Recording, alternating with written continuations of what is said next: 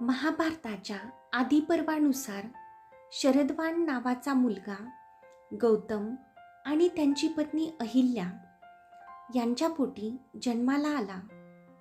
शरदवानने धनुर्विद्येत प्रचंड उत्कटता दाखवली आणि जसजसा तो मोठा झाला तसा तो उत्तम धनुर्धर बनला. शरदवानने एकदा अदम्य धनुर्धारी होण्यासाठी तपश्चर्या केली, परंतु यामुळेच देवांना, विशेषतः इंद्राला, स्वर्गातील आपले सिंहासन जाण्याची भीती वाटू लागली.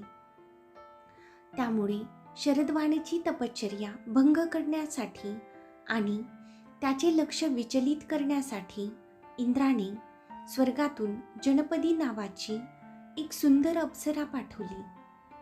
शरदवानची तपश्चर्या भंग झाली आणि तपाने तृणातून एक मुलगा आणि एक मुलगी अशी 2 जुळी मुले जन्माला आली. परंतु नंतर पश्चाताप होऊन शरदवान आपली शस्त्रे सोडून घनदाट जंगलात गेला.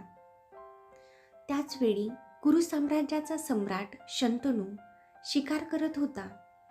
त्यावेळी त्याच्या सैनिकांना ही 2 जुळी मुले दिसली. शंतनूला त्यांच्याबद्दल कळवळा आला, त्यामुळे त्याने त्यांना दत्तक घेतले. तो आपल्या महालात परत आला. शंतनूने मुलाचे नाव कृपा आणि मुलीचे नाव कृपी ठेवले. अरण्यात तप करणाऱ्या शरदवानने आपल्या मुलांची गोष्ट ऐकली आणि तो कुरूंच्या महालात गेला. त्याने त्याची ओळख राजाला सांगितली आणि कृपाला धनुर्विद्येच्या 4 शाखा शिकवल्या. कृपीचे नंतर द्रोणाचार्यांशी लग्न झाले. कृपा आपल्या वडिलांप्रमाणेच एक महान धनुर्धारी बनला. त्याने अनेक योद्ध्यांना आणि राजांना युद्ध शिकवले. हिंदू धर्मात कृपाचे वर्णन एक चिरंजीवी म्हणजेच अमर म्हणून केले जाते, जो कलियुगाच्या शेवटपर्यंत जिवंत राहील.